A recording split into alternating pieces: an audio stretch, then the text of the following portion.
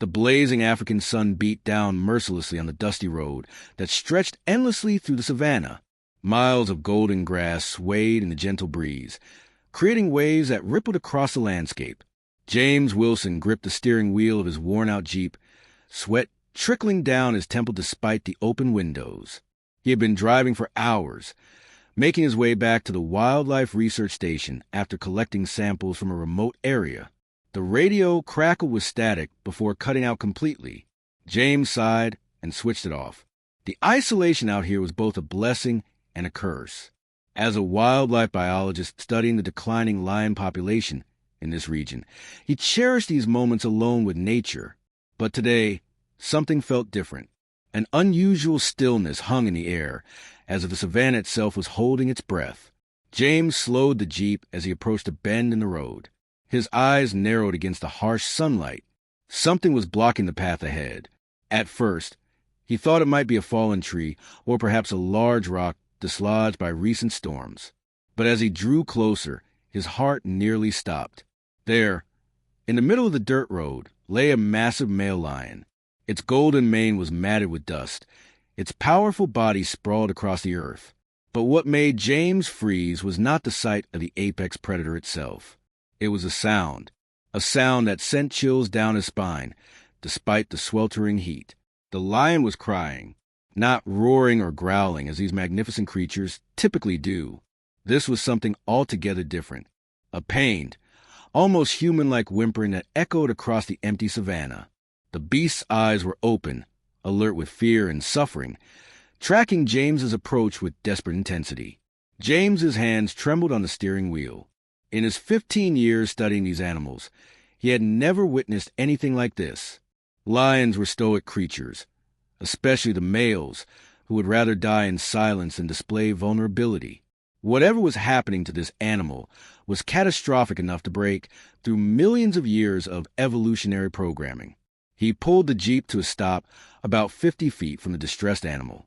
Common sense screamed at him to keep driving or at least maintain a safe distance.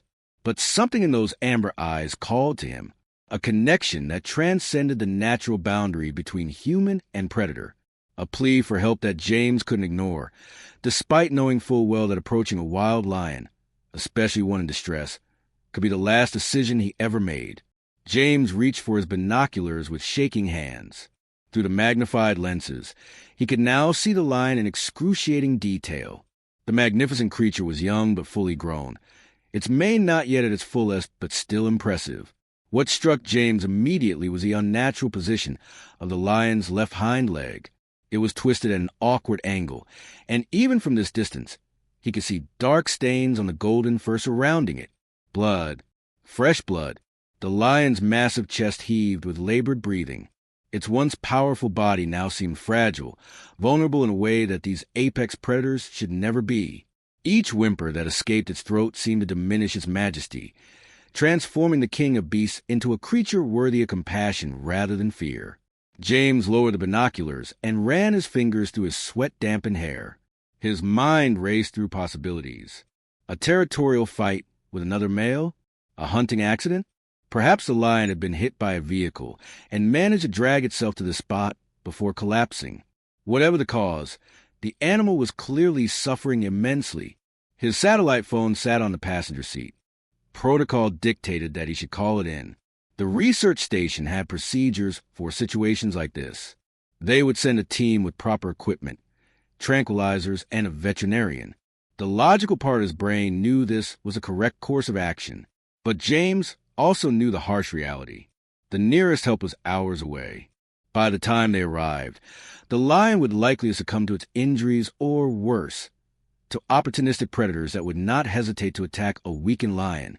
Something stirred within James as he watched the lion raise its massive head slightly, those amber eyes locking onto him with an intelligence that seemed to transcend the barrier between their species.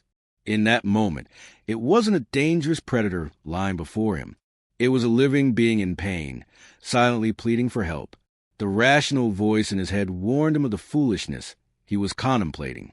Wild lions were unpredictable in the best of circumstances. An injured one could be deadly, lashing out from pain and fear. Yet James could not tear himself away from that gaze. from the unmistakable suffering he saw reflected there. He had dedicated his life to studying and protecting these magnificent creatures. How could he drive away now, leaving this one to die alone on a deserted road? James took a deep breath and reached for his emergency kit in the back of the Jeep. Years of field experience had taught him to be prepared for anything. The kit contained basic medical supplies, a tranquilizer gun with a single dart, and various tools that might prove useful. He slipped on his thick leather gloves, knowing they would provide minimal protection against a lion's claws or teeth, but it was better than nothing. The scorching heat beat down on his back as he stepped out of the vehicle. The savanna felt eerily silent, as if every creature held its breath, watching this foolish human approach the king of beasts. James moved slowly, deliberately, his eyes never leaving the lion. He maintained his posture carefully, not standing tall enough to appear threatening, but not crouching so low as to resemble prey. 20 feet away, the lion's eyes tracked his every movement. James spoke softly, continuously, in a low, soothing tone, not because the lion would understand his words, but because a steady human voice might convince the animal that James wasn't a threat. The whimpering had stopped, replaced by a low rumble in the lion's chest that wasn't quite a growl, but served as a clear warning. 15 feet. James could smell the distinctive musky scent of the lion now, mixed with a metallic tang of blood. The animal's massive paws twitched, claws extending and retracting in nervous anticipation. One swipe of those paws could disembowel a man. James kept the tranquilizer gun ready, though he hoped desperately he wouldn't need to use it. A stressed, injured lion might react unpredictably to sedation. 10 feet. James was close enough now to see the rise and fall of the lion's flanks, to hear its labored breathing. He was also close enough to see what he hadn't noticed through the binoculars. The lion's injured leg was not merely twisted or broken. Something thin and metallic gleamed dully in the sunlight, wrapped tightly around the powerful limb. A snare. This magnificent creature had fallen victim to poachers. The realization sent a surge of anger through James, momentarily overriding his fear. He inched closer, his heart pounding so loudly he was certain the lion could hear it. He was gambling with his life, putting everything on the belief that this animal somehow understood he was there to help. 5 feet away from the lion, James froze in his tracks. Something was not right. The pieces weren't fitting together in his mind. His trained eye, which had observed lions for over a decade, caught details that had been invisible from a distance. The proportions of the animal's face were subtly off. The pattern of the mane didn't follow the typical distribution he was accustomed to seeing. And those eyes, amber, yes, but with a quality to them that seemed almost... James blinked hard, wondering if the heat was affecting his judgment. He crouched down, still maintaining a safe distance, and studied the creature more intently. "My God!" he whispered, realization dawning on him like a thunderclap. This was not an ordinary lion. The animal before him was one of the rarest creatures on Earth, a white lion with a golden-tinged mane. Not an albino, but a creature born with a rare genetic condition called leucism that reduced the pigmentation in its coat. Instead of the typical tawny gold, its fur was a pale cream color that had been thoroughly disguised by the dust and dirt of savanna. In the harsh midday sun, covered in grime and blood, it had appeared normal from a distance. White lions were nearly mythical. Indigenous tribes considered them divine, messengers from the gods. Scientists estimated fewer than a dozen existed in the wild. Many believed they had been hunted to extinction outside of captivity. Yet here was one, lying injured on a remote road, crossing paths with perhaps the one person in a 100-mile radius who could recognize its significance. But the surprises didn't end there. As James carefully shifted position to better see the injured leg, the lion's face came into clearer view. The features were more delicate than he'd initially registered. The mane, while impressive, was not as full as a mature male's would be. A female, James breathed in astonishment. A female with a mane. This discovery was even more extraordinary. Female lions with manes were exceedingly rare, a genetic anomaly that occurred in perhaps one in 1,000,000 lions. The hormonal imbalance that caused a female to grow a mane was so uncommon that only a handful had ever been documented. James was looking at a creature so rare that most wildlife biologists would go their entire careers without encountering one. And the poachers had snared her. They likely had no idea what a unique treasure they had targeted. To them, she was just another trophy, another pelt, another set of teeth and claws to sell on the black market. The revelation changed everything.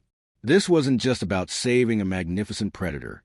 This was about preserving a biological marvel, a genetic rarity that could help scientists understand lion development and evolution.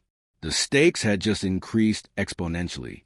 James reached for his satellite phone with renewed determination. This discovery needed to be documented, protected.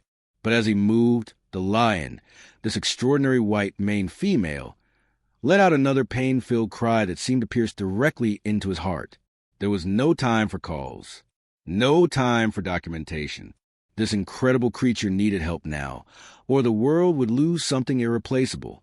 James inched closer to the magnificent creature, his movements slow and deliberate.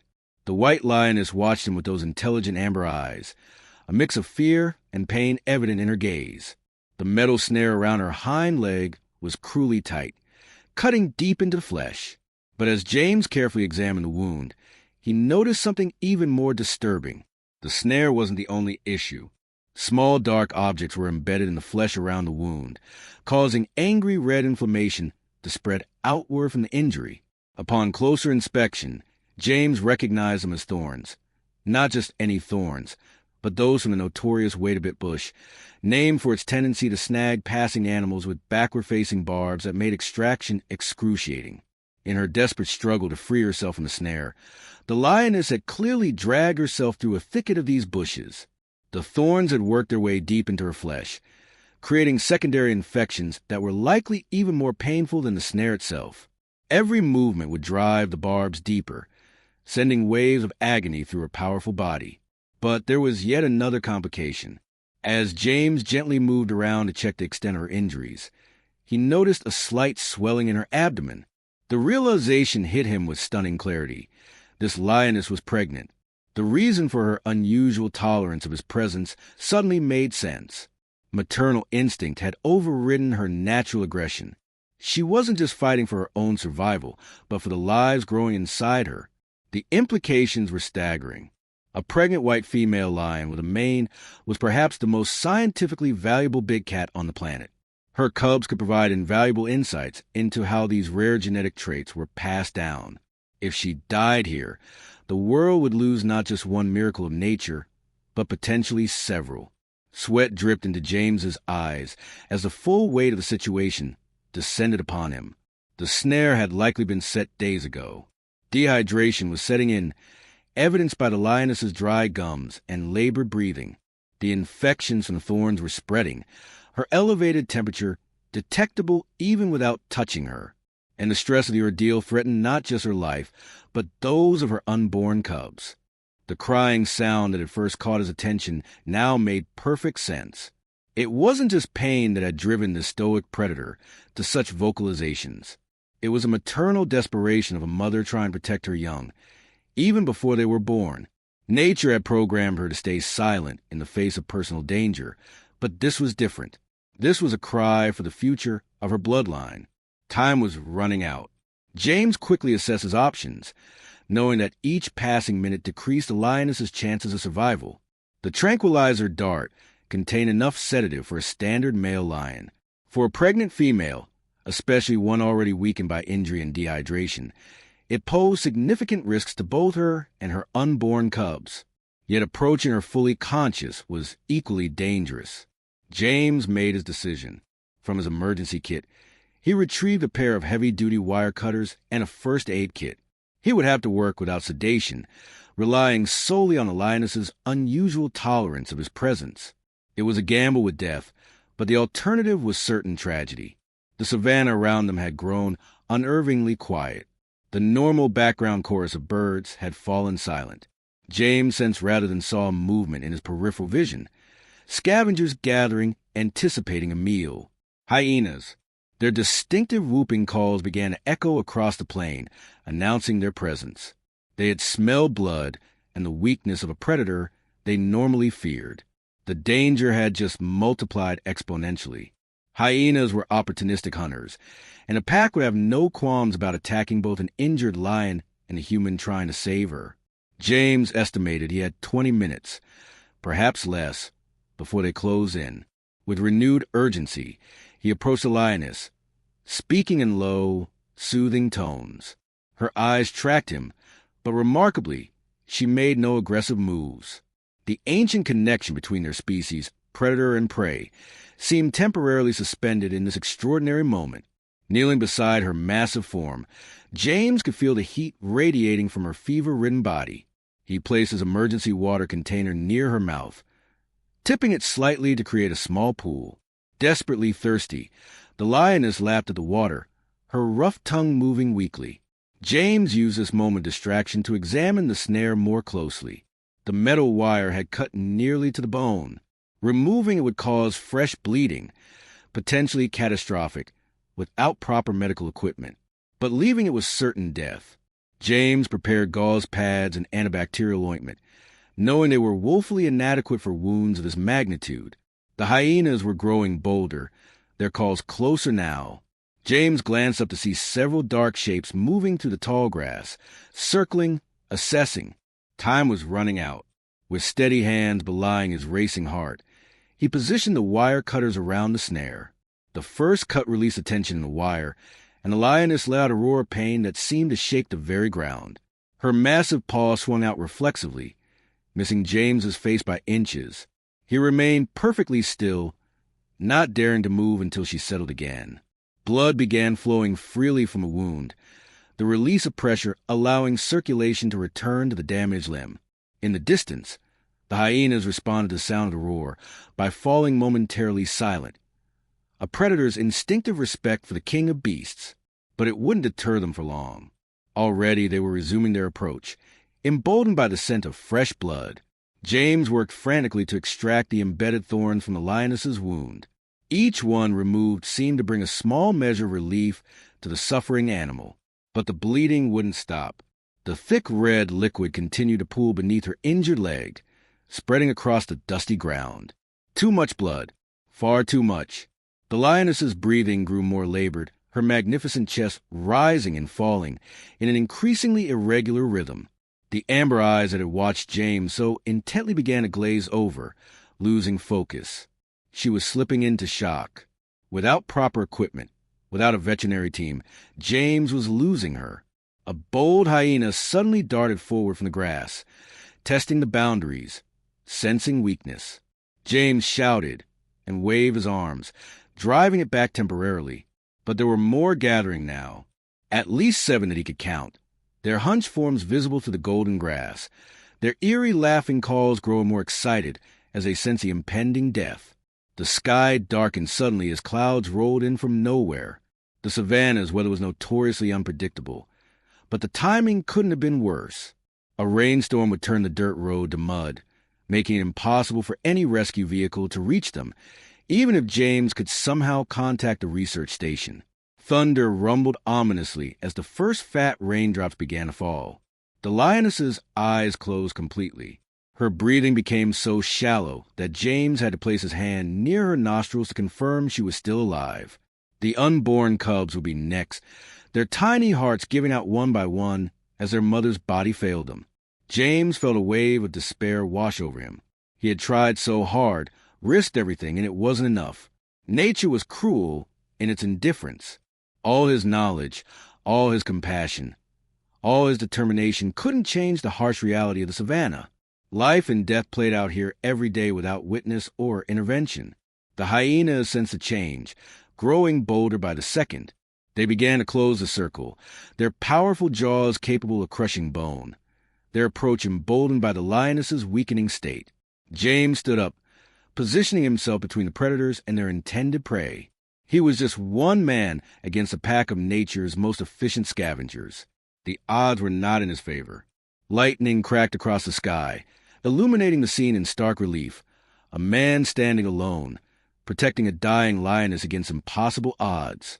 In that flash of brilliant light, James saw something that made his blood run cold. The lead hyena was less than 15 feet away, teeth bared, preparing to charge. Just as a lead hyena tends to spring, a piercing sound cut through the storm. The satellite phone in James's pocket was ringing. The unexpected noise startled the hyenas, causing them to hesitate. James seized the moment, lunging toward his emergency kit and grabbing the flare gun he kept for emergencies. With one fluid motion, he fired a bright red flare directly over the pack. The hyenas scattered momentarily, confused by the sudden burst of light and sound. The brief reprieve gave James precious seconds to think. The ringing phone reminded him that he wasn't completely alone. In his desperation to save the lioness, he had forgotten the most basic survival rule: use all available resources. With shaking hands, he answered the call. It was a research station, checking on his prolonged absence. Words tumbled out at him as he quickly explained the situation. The voice on the other end offered both hope and harsh reality. A medical team could reach him, but not for at least 2 hours. The lioness wouldn't last that long. Then came the crucial advice. The emergency kit in all research vehicles contained a rarely used but essential item: synthetic blood plasma. It wouldn't match a lion's blood composition perfectly, but might buy enough time for professional help to arrive. Rain poured down as James frantically dug through his kit. The hyenas were regrouping, their initial fear of the flare fading. The synthetic plasma was there, along with a basic force setup. It was designed for human emergency use, but in this desperate hour, it was the only option. James had assisted the research station's veterinarians enough times to understand the basics. Finding a vein in the lioness's foreleg, he inserted the four with trembling fingers. The precious fluid began to flow, replacing some of what she had lost. It wasn't ideal, far from it, but it might be enough to keep her vital organs functioning. As the minutes ticked by, James created a makeshift shelter using emergency blankets to protect the lioness from the pelting rain. He continued to clear the area of thorns, applying pressure bandages to slow the bleeding. All the while, he maintained a vigilant watch on the hyenas, firing another flare whenever they grew too bold. An hour passed, marked by thunder and the persistent calls of the frustrated hyenas. James checked the lioness constantly, fearing each moment would be her last. Then, almost imperceptibly at first, something changed. Her breathing steadied. The glazed look in her eyes began to clear. The synthetic plasma was working, giving her body just enough support to continue fighting. By the second hour, James noticed more promising signs. The lioness lifted her head slightly, her gaze more focused. The bleeding had slowed significantly. Her body temperature, which had dropped dangerously low, seemed to stabilize. Most incredibly, when James carefully palpated her abdomen, he felt a distinct movement. The cubs were still alive, still fighting alongside their mother. The miracle wasn't just in the medical intervention. It was in the lioness herself. Her extraordinary will to survive, to protect her unborn cubs, had given her the strength to hold on when most animals would have succumbed. This rare creature, this biological marvel, possessed not just unique genetics, but an equally remarkable spirit. 3 years passed since that fateful day on the savanna. The white lioness, now known throughout the conservation world as Miracle, had not only survived but thrived. Her cubs, 3 healthy white females, 2 with small manies beginning to develop, had become symbols of hope for the species. James had returned to his research, occasionally checking on Miracle from a distance, but always maintaining the proper separation between scientist and subject. On this particular morning, James was tracking a new pride that had moved into the territory. Distracted by his readings, he failed to notice the signs of danger around him. The grass was too quiet. The birds had stopped singing. By the time he sensed something was wrong, it was too late. The poacher emerged from behind a cluster of rocks, rifle aimed directly at James. These men were growing more desperate and dangerous as conservation efforts tightened around them. James had interrupted something, perhaps another snare line or a poisoned carcass. Whatever it was, the poacher clearly had no intention of leaving witnesses. Time seemed to slow as James stared down the barrel of the rifle. There was nowhere to run, no way to reach his vehicle in time. The poacher's finger tightened on the trigger. The attack came from nowhere. a blur pale for launching from the tall grass with such speed and precision that neither James nor the poacher had time to react. Miracle, now in her prime, slammed into man with the full force of her 400 pounds. The rifle discharged harmlessly into the air as the poacher went down. James stood frozen in shock. Miracle stood over the unconscious poacher, her amber eyes finding James's. Recognition flickered there, impossible yet undeniable. This was no random attack, no coincidental hunting behavior. Somehow, across the years and against all natural instincts, she remembered him.